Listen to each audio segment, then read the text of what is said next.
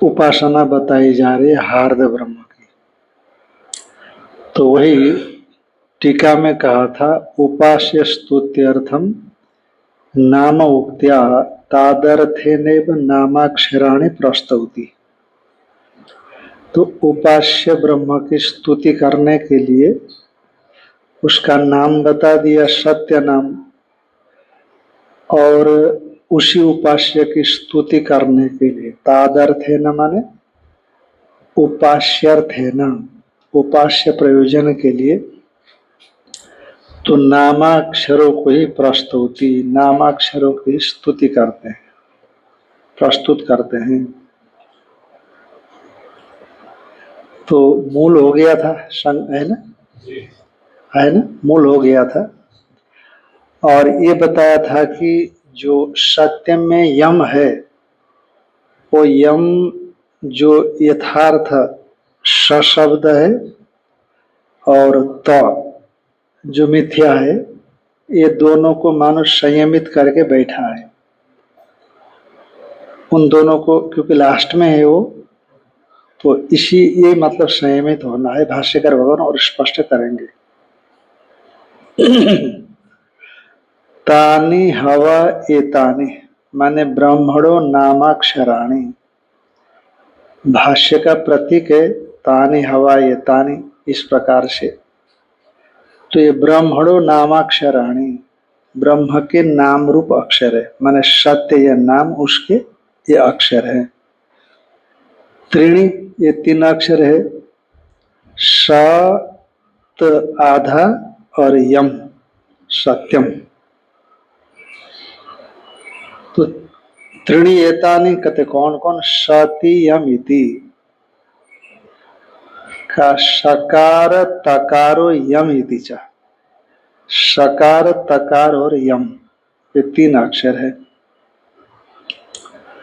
तो ये जो तकार है, आपने पहले ती करके दिखा दिया, फिर आगे तकार ऐसा दिखा रहे हैं, तो ती में इकार अविवक्षित जैसा लग रहा है। तो कहा इकारस तकार उच्चारणार्थो अनुबंध, ये तकार में तकारे लेना,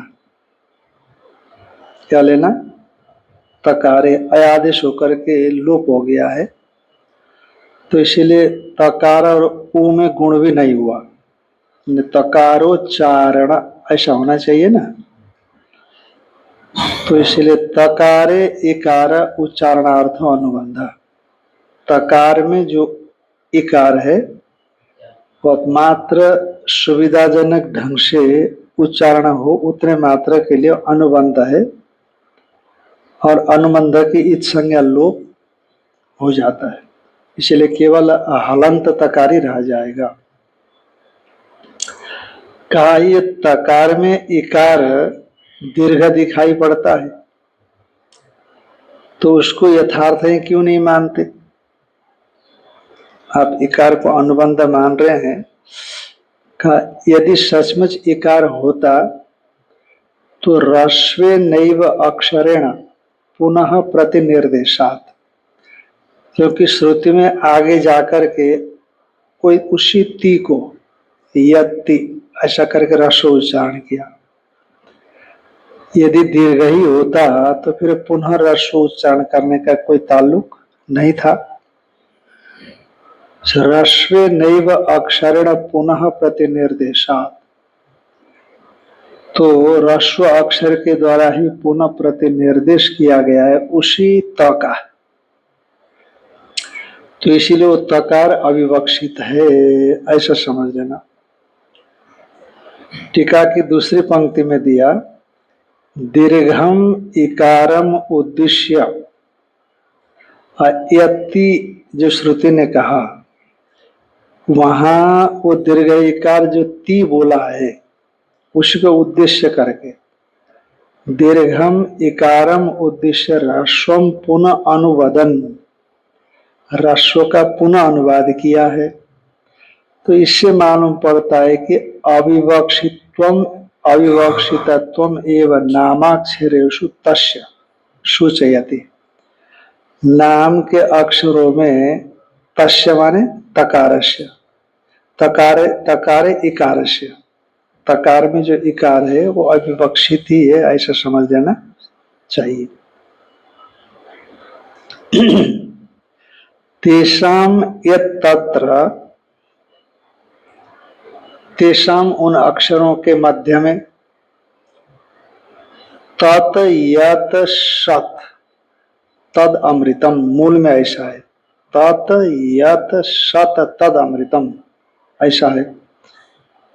तो तेषाम अक्षराणाम, तत् माने तत्र, तत्र अक्षराणाम, उन अक्षरों के मध्य में, यत् सत् माने जो स, ये तकारांत निर्दिष्ट है सत, पर सत में तकार भी अविवक्षित है, केवल निर्देश मात्र के लिए है। हाँ सत, वैसे आपका वहां का तपर जैसा नहीं है तो तपर ही यहाँ भी, पर जैसे वहां तपर होने से कई चीजें होती है, पर यहाँ ऐसा नहीं है। तो यत सत माने जो सकार, इसीलिए भाष्यकार भगवान आगे कहते हैं यत सत, इसका अर्थ करते हैं सकार, जो सत माने जो सकार है सत्य में, तद अमृतम, वो अमृत है, वह सत ब्रह्म ही है। सत में जो सकार वो क्या है, सत ब्रह्म स्वरूप है, पूर्ण है, वो अविनाशी है। का क्यों, क्योंकि जो अचवर्ण होते हैं वो पूर्ण माने जाते हैं। अचवर्ण को उच्चारण करने के लिए आपको अन्य किसी व्यंजन वर्ण की सहायता की आवश्यकता नहीं होती, पर यदि आपको व्यंजन वर्ण बोलना है तो अच की आवश्यकता होती है। इसलिए अच पूरा का पूरा वर्ण है और व्यंजन को आधा ही मानते हैं। इसलिए यहाँ पर जो श में अकार है और यम में भी आगे अकार है, इसीलिए वो पूर्ण है, पर ये तकार स्वर से रहित होने से विनाशी है। और जो सकार में अकार है, अतएव ये क्या हो गया, ये अमृत है, ये सत ब्रह्म है। तद अमृतम सद ब्रह्म, क्योंकि अमृत वाचकत्वात्, अमृत का वाचक होने से अमृत एवं कहा, वो सत में जो स है, वह स को आपने अमृत का, वो स्वयं तो स अमृत में वर्णात्मक है, कहने वो संकेत अमृतत्व का सत्य का करता है, इसलिए सत का वाचक होने से उस स को क्या कहा दिया, अमृत। और वाच्य और वाचक में वेदांत में अभेद मानते हैं। तो अमृत वाचकत्वात् अमृत एवं सकार, इसलिए वो सकार अमृत रूप भी है। तो महाराज वहां तो यत सत करके श्रुति तकार परक सकार को ले रही है, आप तो केवल सकार को ले रहे हैं। तो का तकारांत तो निर्दिष्ट, वो तकारांत निर्दिष्ट है, पर तकार का कोई विशेष तात्पर्य वहां पर नहीं है।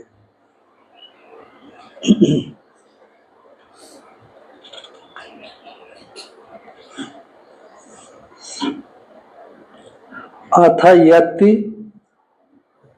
और जो ती माने तकार है, तन मर्त्यम, वो मर्त्य है। अच्छा, यहां ऐसा दिया नहीं है कि वो मर्त्य क्यों है, तो अन्यत्र बातें आई है कि जो अच से विशिष्ट है वो अविनाशी है और अच से रहित वह विनाशी है। और उसमें हेतु यही देते हैं कि अच के उच्चारण के लिए आपको किसी सहयोग की आवश्यकता नहीं पड़ती अन्य वर्णों की, और अन्य वर्ण के उच्चारण करने के लिए अच की आवश्यकता होती है, इसीलिए अच पूर्ण है, इसीलिए उसको सत्य कहा दिया। अथ यति तकारस तन्मर्त्यम, और जो ति है माने तकार तन्मर्त्यम,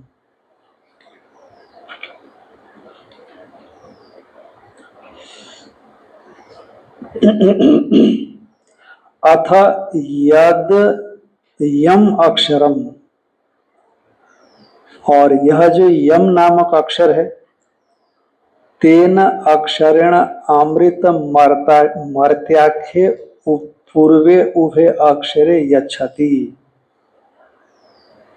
जो यम नामक अक्षर है, उस तेन अक्षरेण, उस अक्षर के द्वारा अमृत मर्त्याख्ये पूर्वे उभे अक्षरे, स अमृत अक्षर है और त मर्त्य माने मरण धर्मा विनाशी वो अक्षर है। तो उसके बाद यम आया, तो इसीलिए कहते तेन अक्षरेण सता यमेन, उस जो अक्षर यम है उस अक्षर के द्वारा अमृत मर्त्याख्ये पूर्वे उभे अक्षरे, अमृत और मर्त्य संज्ञक पहले बताए गए दोनों अक्षर ये क्षति माने नियमित करता है। कहते कौन करता है? प्रयोग करता, जो उपासना करने वाला उपासक है ना, तो वह उसको क्षति माने नियमन करता है। का यमयति नियमयति वशीकरोति आत्मना इत्यर्थ, यानी यमयति नियमयति वशीकरोति आत्मना, जो प्रयोग करता है वह यम बोल करके उस सत्य को नियमन कर लेता है, उसको बिखरने नहीं देता। इतना ही कहने का मतलब, नियमन और क्या करना वहां पर। यद यस्मात् अनेन यम इति एतेन उभे यच्छति, जो इस यम इस अक्षर के द्वारा उभे यच्छति दोनों का नियमन करता है, तस्मात् यम दोनों को नियमित कर लेता है। का नियमित करना ये समझ में नहीं आता महाराज, क्या नियमन करना है? अक्षर लास्ट में आया है, दो अक्षर पहले आए हैं और पहले के अक्षरों को लास्ट वाला नियमन करता है, ये समझ में नहीं आता। तो भगवान भाष्यकार को भी ये समस्या मालूम पड़ रही है कि हमारे शिष्य लोगों को बात गले नहीं उतर रही है, तो इसीलिए उत्तर देते हैं संयते इव ही एतेन यमा लक्ष्यते। ये जो यम अक्षर है ना, यमा माने एतेन यमा अक्षरेण, ये जो यम अक्षर है इसके द्वारा संयते इव उभे अक्षरे, ये जो दो अक्षर है ये बिल्कुल संयमित से लगते हैं, बिखर नहीं रहे। वो रोक करके रखा है कि सत और स और त इधर उधर न होकर के संयमित वहीं पर अवस्थित है। यम यम इधर उधर जाने मानो नहीं देता है, यही संयमित करना है, ये उसको रोके रखना है। संयते इव ही एतेन, एतेन का मतलब उपरिष्टाद भाविना, जो आगे होने वाला, स और त इसके आगे होने वाला, यमा लक्ष्यते लक्षित होता है। सचमुच ऐसा कुछ नहीं, लक्षित होता है। अब क्यों ये बताया गया, ये बताने जा रहे हैं। आखिर यहाँ तो दहर विद्या की चर्चा है, दहर आकाश की उपासना है, तो नामाक्षर की उपासना ये क्यों बता रहे हैं, इसका क्या तात्पर्य है? कहते ब्रह्म नामाक्षरस्यापि इदम अमृतत्वादि धर्मवत्वम महाभाग्यम किमुत नामवत इति उपास्यत्वायस्तूयते ब्रह्म नाम निर्वचनेन, माने ब्रह्म के नाम के अक्षरों का। देखो यम है, यम दोनों को रोक करके रखा है, संयमित करके रखा हुआ है, इसलिए दोनों अक्षर संयमित से दिखते हैं। और जो स है वो स को तो आपने क्या कह दिया, ब्रह्म ही कह दिया, सत्य कह दिया, तो को मर्त्य कह दिया। और यम जो सत्य और मिथ्या यानी कि विनाशी, उन दोनों को संयमित करके रखता है, तो यह भी यथार्थ ही है। तो जब नाम के, ब्रह्म के नाम सत्य उसके अक्षर सतय, तो इनकी भी ऐसी महिमा है। एक तो स तो ब्रह्म ही कह दिया सीधा, और यह उसको भी ब्रह्म के वाचक उस शब्द को भी संयमित करने वाला है। तो जब जब अक्षरों की ये महिमा है, नाम की ये महिमा है कि नहीं? नामवत,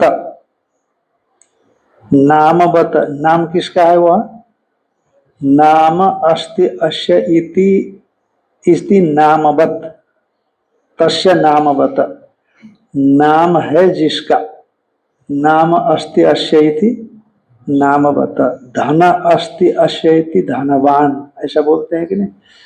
मतुप हो जाता है, मतु को वत हो जाता है अकारांत होने पर, मतुप को अकारांत होने पर वो वत वत रहता है, वान बन जाता है। धन में अकार है ना, तो मतुप होकर के धनवान बनता है। पर यदि वहां इकार इत्यादि हो, धनी जैसे, ऐसे को हरि जैसा कोई शब्द हो, या या या या ऐसा कोई इकारांत शब्द हो, उसके बाद मतुप आएगा तो म ही रह जाता है, वहां हुआ आदेश नहीं होता। तो इसलिए नाम में अकार है यहाँ, इसलिए नाम अस्ति अश्येति नामवत, तस्य नामवत। जब ब्रह्म के नाम, ये देखो 3 शब्द दिया, ब्रह्म नाम अक्षर। ब्रह्म ब्रह्म हो गया, उसका नाम हो गया सत्य, उसके अक्षर हो गए सतय। तो जब अक्षरस्यापि इदम अमृतत्वादि धर्मवत्वम, जब अक्षर में ही अमृतत्व आदि धर्मवत्ता दिखाई है श्रुति ने, तो महाभाग्यम, ये महाभाग्य है, बहुत ही सौभाग्य है, बहुत ही अच्छा बताया है श्रुति ने। किमुत नामवत, फिर जो नामधारी है, नाम वाला माने ब्रह्म, तो किमुत नामवत माने नामी जो ब्रह्म है, तो इति उसके विषय में तो कहना ही क्या है। इस प्रकार से उपास्यत्वाय स्तूयते, ब्रह्म की उपासना के लिए स्तुति की जाती है ब्रह्म नाम निर्वचनेन, ब्रह्म के नाम के निर्वचन के माध्यम से। एवं नामवतो, इस प्रकार के नाम वाला, इस तरह से जो नामवत माने नाम वाला, सत्य नाम वाला कौन है? ब्रह्म है। तो उस ब्रह्म का वेत्ता जो जानता है, अर्थात एवं विद, उस ब्रह्म को ठीक ठीक ढंग से, इस ढंग से जो बताया गया है उसको ठीक ढंग से जानता है ब्रह्मवेत्ता, उसका क्या होगा? अहरहर व एवं विद स्वर्ग लोकम एति इति उक्तार्थम, ये प्रत्येक दिन वह स्वर्ग लोक माने हार्द ब्रह्म को उपलब्ध होता है, ये इसका तात्पर्य है। ये पहले भी कहा गया है, हार्द ब्रह्म को प्राप्त होता है। यद्यपि अज्ञानी व्यक्ति भी जो अनुपासक है, वो भी हार्द ब्रह्म को प्राप्त होता है। तो जैसे अज्ञानी और ज्ञानी में सुषुप्ति में दोनों ही सत्संपन्न होते हैं, परंतु ज्ञानी को ये पता लगता है कि मैं सत्संपन्न हूं, और अज्ञानी को पता नहीं लगता है कि मैं, वो तो मानने को भी तैयार नहीं होता, नहीं एक विशेष कहाँ मानते सत्संपन्न है करके, बहुत से वेदांतियों को छोड़ करके सत्संपन्नता है ये बात नहीं मानते। इसलिए अहर हर वा एवं वेद स्वर्गम लोकम एतेतु उक्तार्थम।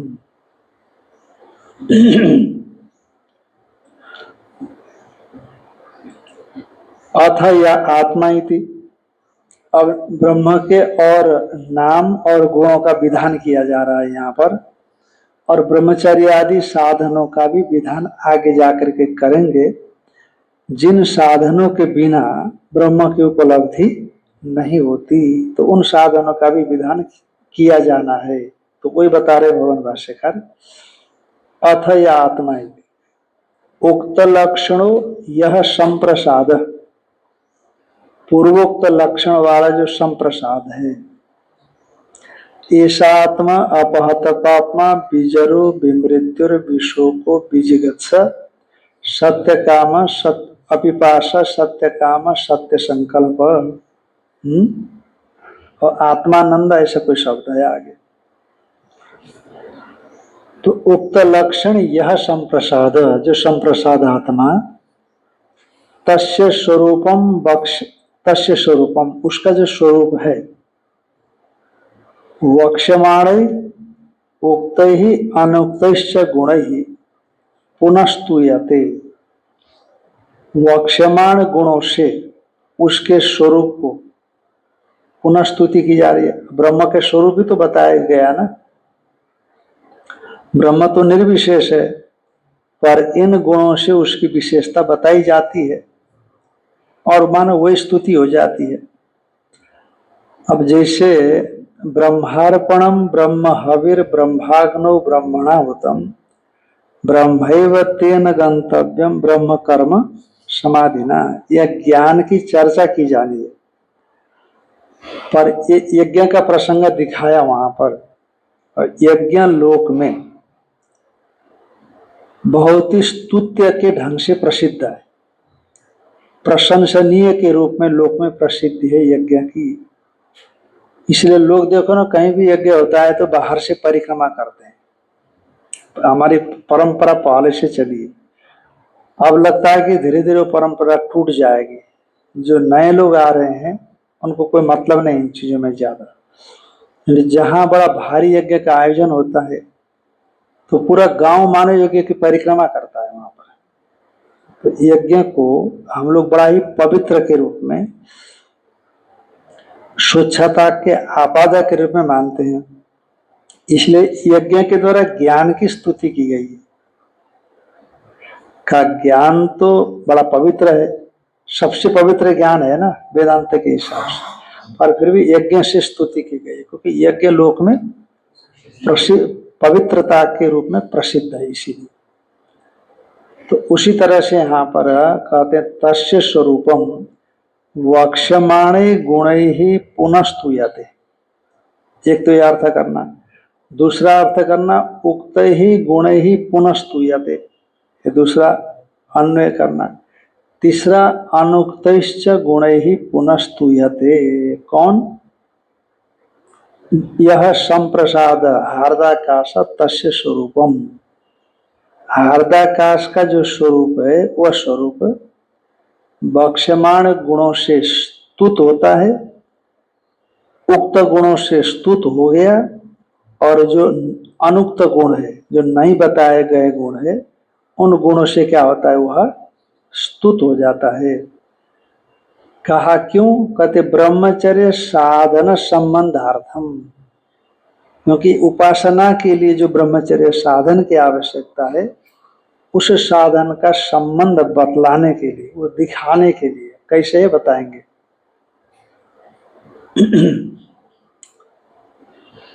अथ य आत्मा ससेतुर्विधृति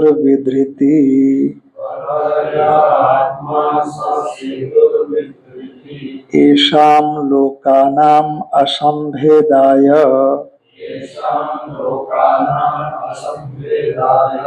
नैतं सेतुम् अहोरात्रे तरतो न जरा न मृत्युर्न शोको न सुकृतं न दुष्कृतम्।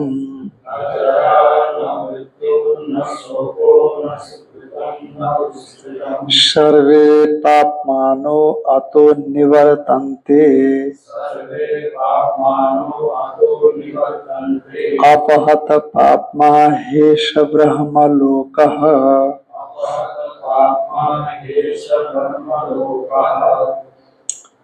अथ यह आत्मा, वाक्यांतर को लेते हैं। ये जो आत्मा है जिसके विषय में हम लोग चर्चा करते हुए जा रहे हैं, चर्चा किए हुए हैं, तो वो आत्मा, यह आत्मा वो आत्मा सेतुर्विधृति, वो सेतु है, सेतु के समान सेतु, यानी सेतु कहते बांध को, बांध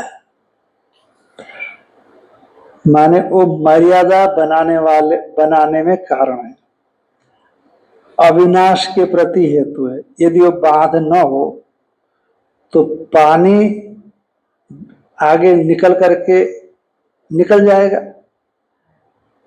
और आपने सेतु बना दिया, बांध और डैम बना दिया, तो वो पानी वहां रुक कर रहेगा, माने पानी का संरक्षण हो गया। जैसे आजकल बोलते हैं ना जल संरक्षण अभियान, तो उसी तरह से यदि आप संरक्षण नहीं करते हैं तो पानी बर्बाद हो जाएगा, बिखर जाएगा, खत्म हो जाएगा। तो अब कहते कि नहीं, जल का बांध के माध्यम से संरक्षण होता है, यानी अविनाश होता है, विनाश से उसको हम बचा लेते हैं। अब जैसे जैसे जब बाढ़ आती है, वर्षा बहुत ज्यादा हो जाती है, तो वहां का जितना भी जल है सब बहा करके समुद्र में चला जाता है। इसीलिए तो हमारे प्रधानमंत्री अटल बिहारी वाजपेयी जी ने उस समय नदी जोड़ो अभियान शुरू करने का सोचा, पर शायद बहुत महंगा होगा, जो भी होगा। तो उसके बाद अपनी सरकार आई तो प्रयास नहीं किया गया। पर अब जहां पर ज्यादा बारिश हो रही है वो पानी, जहां बारिश नहीं हो रही है उधर डाइवर्ट कर सकते हैं आप, तो उधर का जल इधर ला सकते हैं। तो जल संरक्षण होता है, बर्बाद होने से बचता है, नहीं तो यहां से जल सीधा निकल करके चला जाता है। हम वही कल्पना करते थे जब पिछली बार बाढ़ आई थी नर्मदा जी में, इस रास्ते पर 4 फुट पानी था कम से कम, और पूरा वाटर लेवल एक एक एक प्रलयंकर जल था, प्रलयंकर जल, भय पैदा होता था। हाँ जी, हाँ हाँ, ये कमरे में पानी आ गया था ना, इसमें पानी आया था। मैंने रोड, ये सड़क में 4 फुट पानी था, मतलब इसमें तो आ ही जाएगा। तो एक प्रलयंकर, कोई आवाज नहीं मालूम पड़ती है पानी ज्यादा जब होता है। तो हाँ, ये जो गौशाला में चढ़ने वाली सीढ़ी 4 फुट बची हुई थी, बस 4 या 5 सीढ़ी बची हुई थी।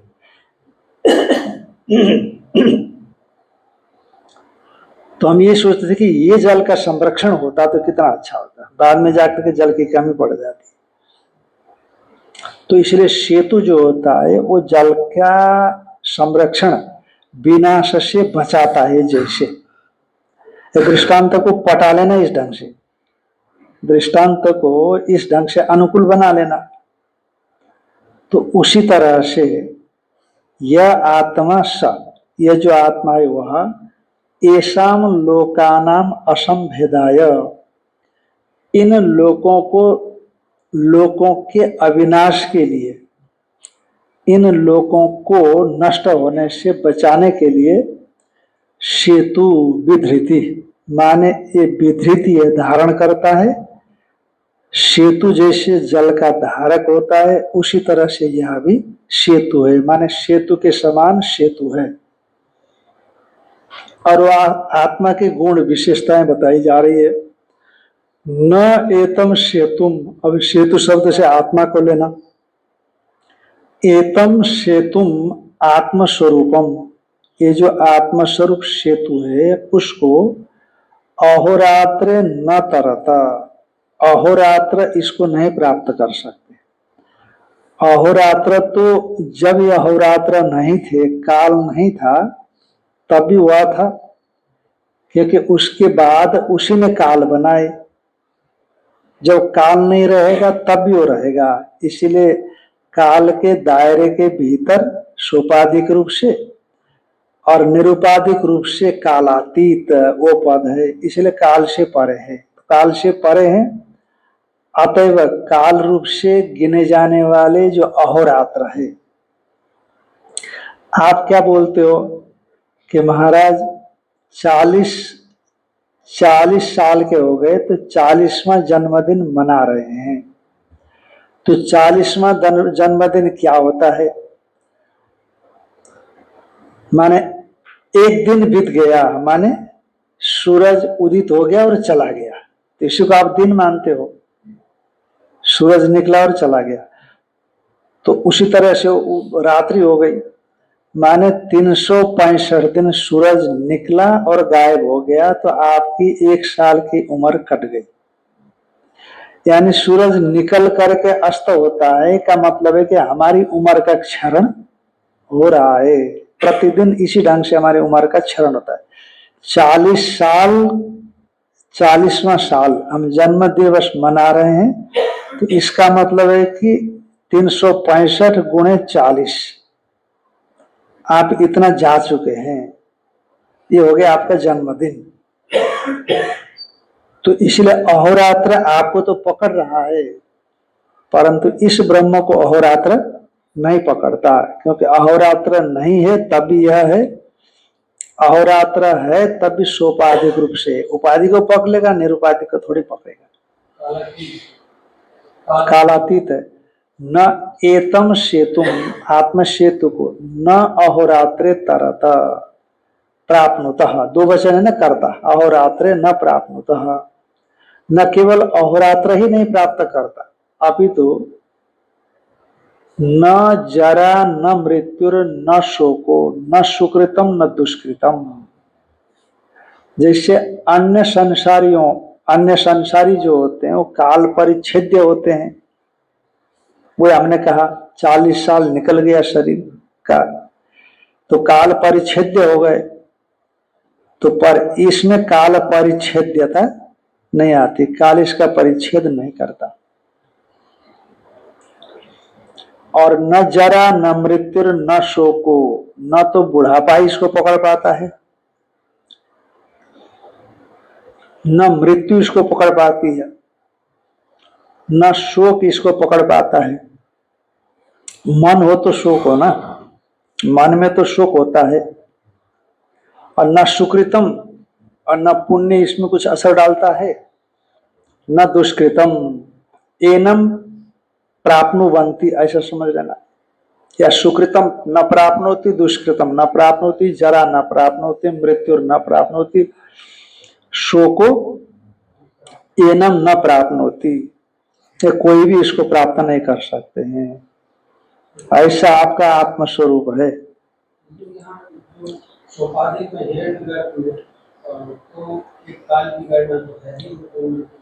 हाँ, हिरण्यगर्भ में है पर आत्मा में नहीं है।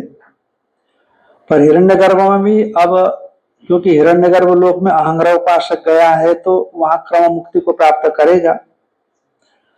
इसीलिए जो अहंग्रह उपासना से हिरण्यगर्भ पहुंचा हुआ है, उसको बहुत जगह पर ऐसा मानते हैं कि वो एक तरह से मुक्त ही है, जो अहंग्रह उपासक है। हाँ, जैसे कि कुछ है जो वापस आते हैं तो उनकी मुक्ति नहीं होती हिरण्यगर्भ लोक से भी, पर जो अहंग्रह उपासक है वो एक तरह से मुक्त जैसे ही है। इसलिए उपासना के तारतम्य से इतने उत्कृष्ट स्थिति को प्राप्त कर चुके हैं। और हिरण्यगर्भ लोक में जाने के बाद आत्मा और अनात्मा का भेद जरा स्पष्ट है।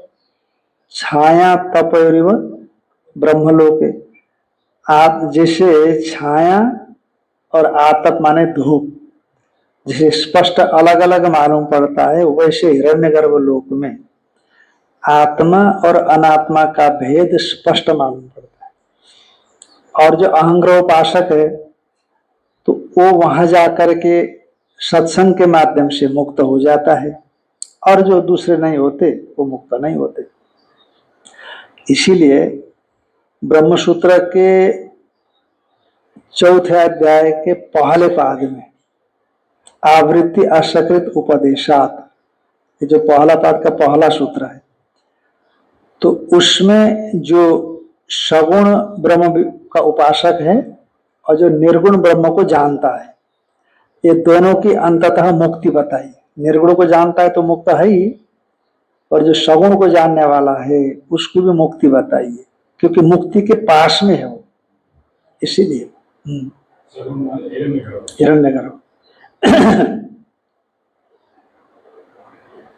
सर्वे पापमानो अतो निवर्तन्ते, देखो ना, जब सगुण ब्रह्म की बात चल रही है, परंतु अतो अस्मात् ब्रह्मणा सर्वे पापमानो निवर्तन्ते, सब पाप इससे निवृत्त हो जाते हैं। अपहत पापमा हेश ब्रह्मलोक, ये जो ब्रह्मलोक है वो पाप से रहित है, माने पाप पुण्य दोनों से रहित है। का पाप पुण्य के बिना कैसी स्थिति बनती है? का उपासना से जनित जो अदृष्ट विशेष होगा, विशुद्ध उपासना है। यहाँ पर हिरण्यगर्भ उपासना जो किया है, दार उपासना जो किया है, उससे विशिष्ट होकर के रहता है वो। तो उससे सगुण ब्रह्म की करते हुए चाहकर निर्गुण ऐसा।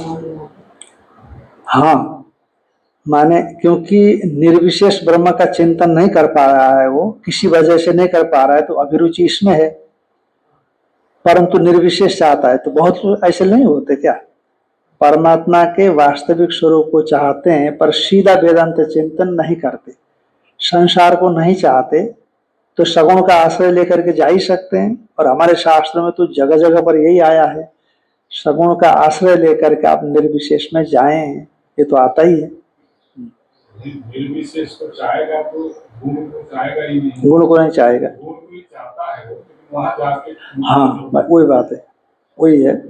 अभी चिंतन के उसके दायरे में चीजें नहीं आ रही है, तो इसीलिए उसके माध्यम से अपने में योग्यता का आधान कर रहा है।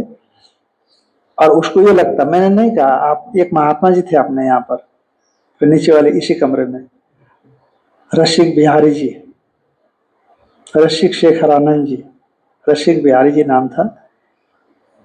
ये गुरु सणानंद जी के शिष्य थे, कारस्नेल, जो वहां के वृंदावन वाले। तो वो कहते थे, जब कोई नहीं रहता तो मेरे को कहते थे कि स्वामी जी मैं जो है ना, मैं यहाँ से पहले हिरण्यगर्भ लोक को जाऊंगा, हिरण्यगर्भ लोक को जाऊंगा, तो वहीं जाकर के मुक्त होऊंगा। और प्रणवोपासना खूब करते थे। स्वामी कृष्णानंद जी महाराज जी बोलते थे, आनंद मूर्ति आनंद मूर्ति, और केवल भजन ही करते थे और कुछ नहीं करते थे।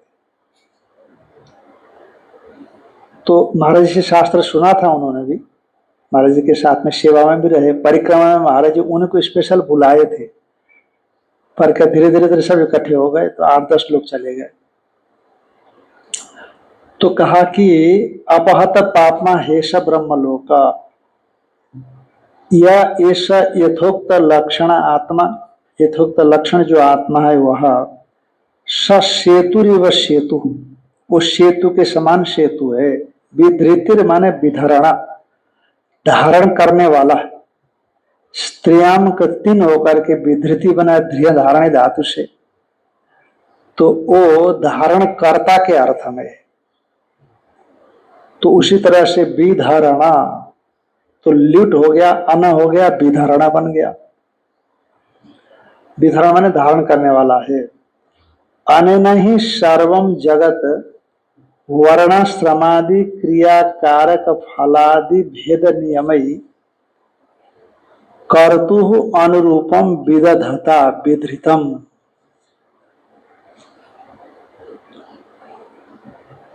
वर्णाश्रमादि क्रियाकारक फलादि भेद नियमई, वर्ण है माने ब्राह्मणादि, आश्रम है गृहस्थादि, क्रियाएं हैं उनमें संपादित होने वाली यज्ञादि क्रियाएं हैं।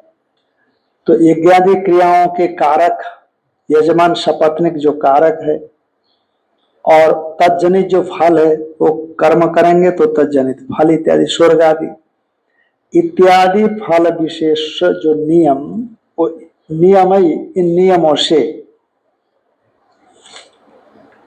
विशिष्ट नियमों से युक्त सर्वम जगत, इन नियमों से विशिष्ट हुआ है संपूर्ण जगत, उस जगत को अनेन विदधता, जिसने इस सब का विधान किया है, ईश्वर आत्मा विदधता, कर्तु अनुरूपम विधृतम, कर्ता माने जीव, जीव के अनुरूप इस जगत का विधारण किया गया है। जिसे जीव है, वो जीव के लिए जिस प्रकार का फल भोग की आवश्यकता होती है, तो उसी तरह से इस जगत को परमात्मा ने विधारण करके रखा हुआ है। तो उसी को बता दिया, अनेन ही सर्वम जगत, अनेन ही विदधाता, तृतीया पीछे है और एक तृतीया पीछे है।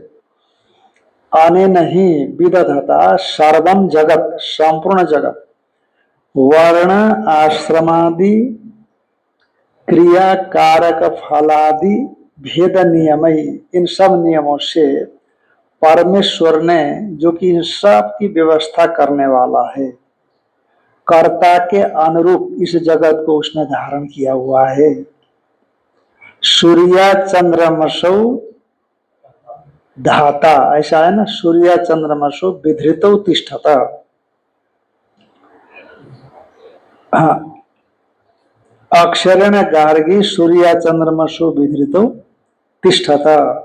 ये जो अक्षर है, इस अक्षर से ही सूर्य चंद्रमा और जितना भी संसार है वो सब इन्हीं के द्वारा, इसी अक्षर के द्वारा ही धारित है।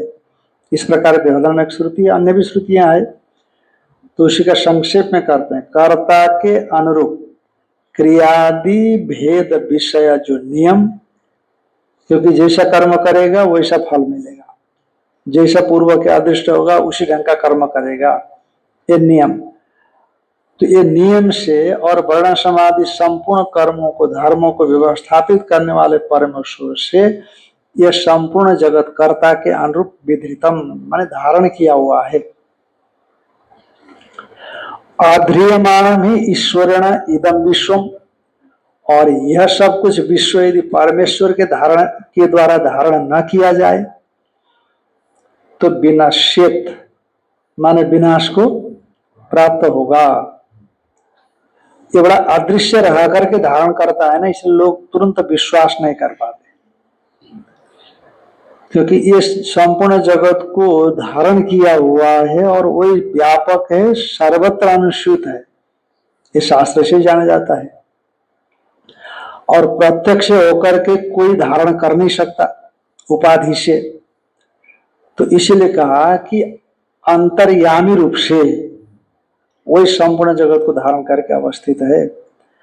आध्रियमाणम ही ईश्वरेण इदम विश्वम, ईश्वर के द्वारा इस विश्व का धारण न किया जाए तो विनाश्येत, ये जगत विनाश को प्राप्त करेगा। यतः तस्मात् सेतुर विधृति, इसीलिए वो परमेश्वर क्या है, सेतु है और विधृति है, विधरण है, धारण करने वाला है।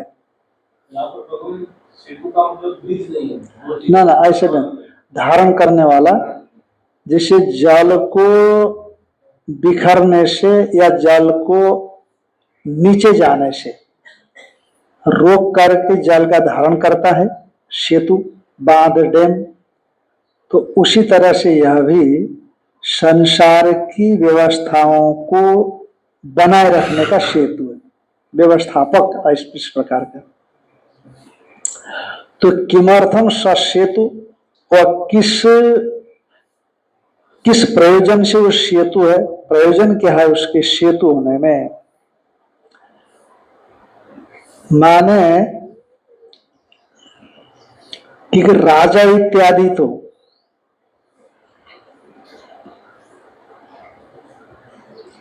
माने राजा जैसे जगत का, अपने देश का विधरण करता है, राजा अपने देश का क्या करता है, विधरण करता है, व्यवस्था बनाए रखता है।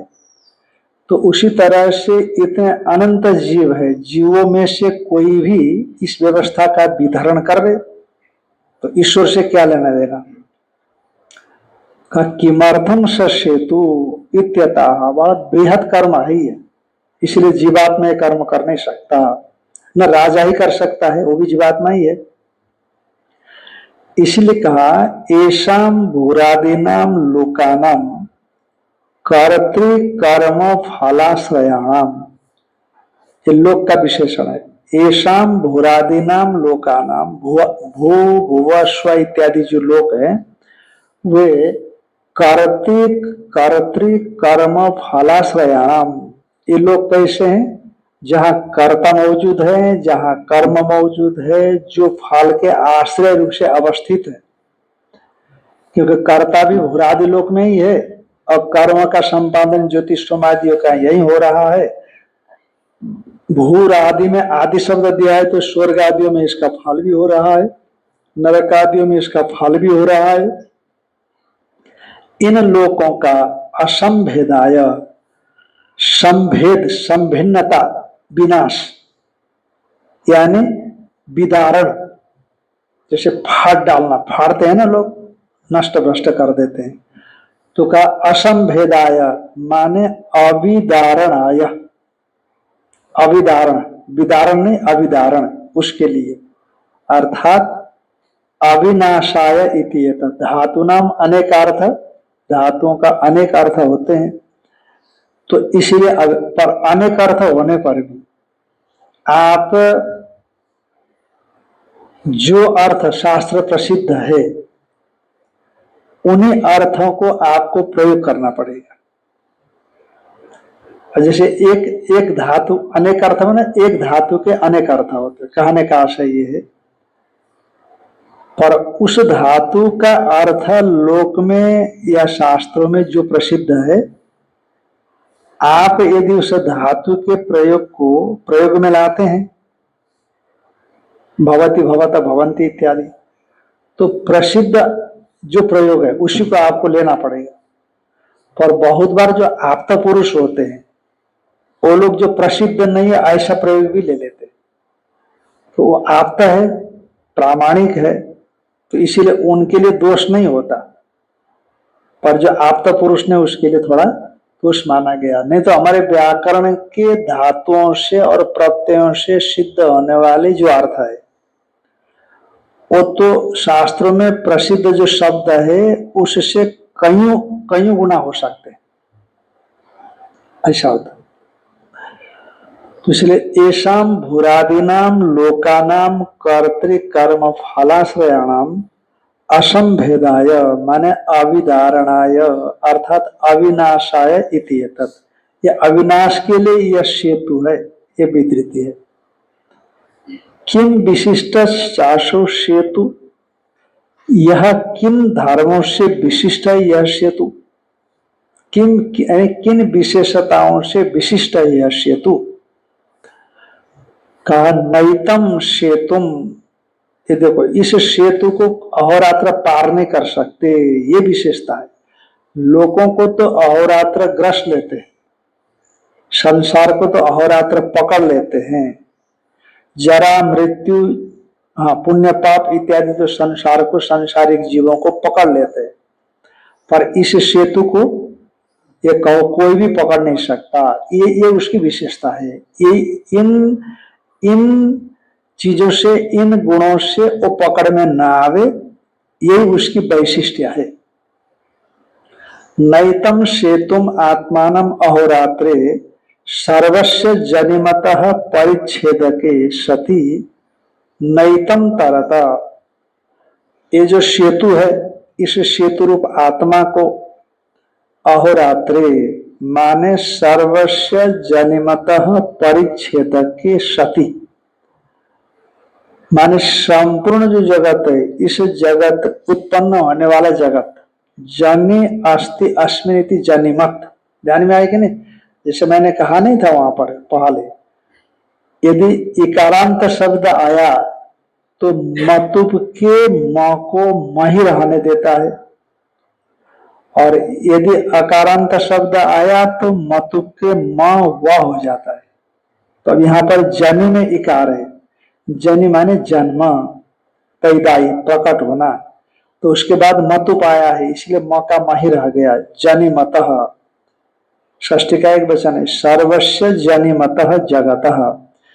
ये संपूर्ण उत्पन्न होने वाला जो जगत है उस जगत का परिच्छेद के अहोरात्रे, पीछे जाना, ये संपूर्ण जगत का को परिच्छिन्न करने वाला, विनाश करने वाला। अरे किसी न दिन में तो मरेगा, जगत किसी न किसी दिन में नष्ट होगा, तो काल के दायरे में आ गया तो काल परिच्छेद्य हो गया।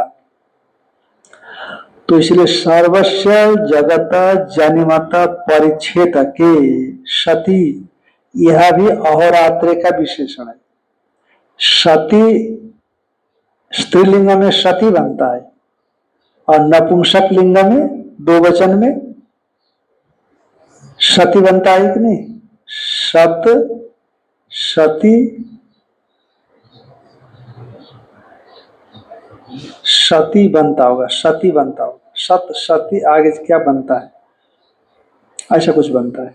तो ये सती सती माने ये अहोरात्र परिच्छेद के सती सर्वस्व जनिमतः संपूर्ण उत्पन्न होने वाले को न एतम तरत, ये तरत भी इसी का विशेषण है, अहोरात्र का दो वचन है। एतम सेतुम न तरत, इस सेतु को पार नहीं पकड़ नहीं पाते। यथा अन्य संसारिण कालेन अहोरात्रादि लक्षण परिच्छेद्या न तथा अयम काल परिच्छेद्य अभिप्राय। जैसे अन्य संसारी काल माने अहोरात्रादि लक्षण से परिच्छेद्य होते हैं, न तथा अयम काल परिच्छेद्य अभिप्राय, इसका तात्पर्य निकाल दिया, यह काल परिच्छेद्य काल के दायरे में नहीं आता, माने अविनाशी है। तो महाराज ये इस विषय में कोई दूसरी श्रुति भी है? कहते हाँ दूसरी श्रुति भी है। कहते कौन सी? का यस्मात् अर्वाक संवत्सरो अहोभि परिवर्तत इति श्रुत्यंतरात्, ये बृहदारण्यक श्रुति है। क्या कहती है?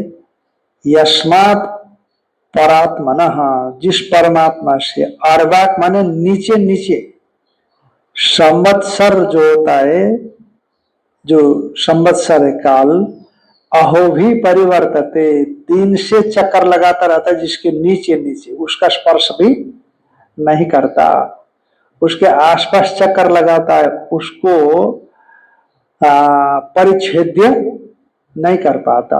अब कहो कि उसको उससे नीचे क्या दिन से चक्कर लगाता है? न नीचे है, न ऊपर है, न दाया है, न बाया है कि नहीं? सब जगह तो वही है।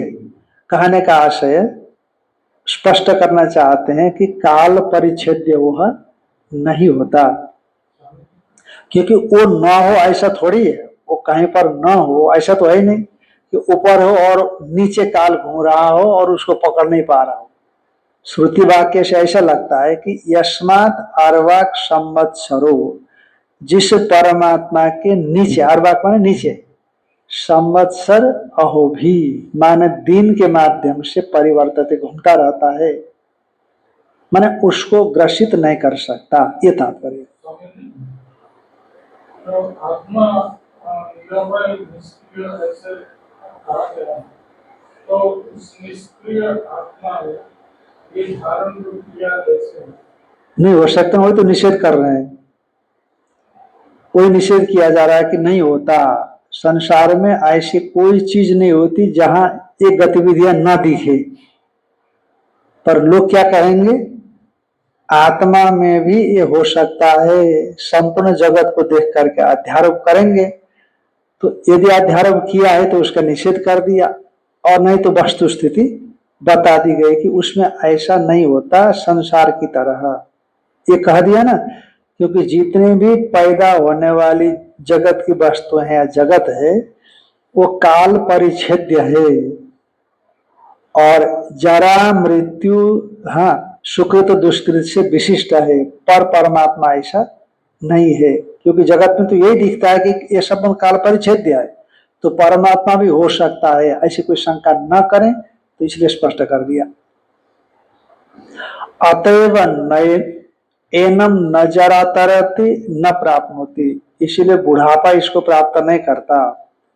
न तरती मैंने न प्राप्त होती, तथा न मृत्यु प्राप्त कर सकता है, न शोक प्राप्त कर सकता है, न सुकृतम न दुष्कृतम, सुकृत दुष्कृत धर्मा धर्मो का प्राप्ति अत्र तरण शब्देन अभिप्रेता नातिक्रमणम। तो कहते हैं यहाँ पर अत्र माने इस श्रुति में तरण शब्देन अतिक्रमणम प्राप्ति न अभिप्रेता, यहाँ जो न तरती आया ना श्रुति में, न तरती न तरतो, तो वही क्रिया है। तो जरा मृत्यु शोक सुकृत दुष्कृत न तरता, ऐसे ऐसा या तरत का अर्थ प्राप्ति, अर्थात ऐसा अर्थ बताया। तो कहा कि अत्र इस श्रुति वाक्य में तरण शब्द न, तरण शब्द से वही तरत का तरण शब्द कर दिया। तो यहाँ पर तरण शब्द के माध्यम से अतिक्रमणम प्राप्तिर्वा न अभिप्रेता, उसका अतिक्रमण करना या प्राप्ति ऐसा अर्थ नहीं है। क्यों? क्योंकि कारण में आत्मा, आत्मा कारण है। न शक्यम कारणातिक्रमणम कर्तुम कार्येण। इसको फिर हम लोग कल देख लेंगे। ओम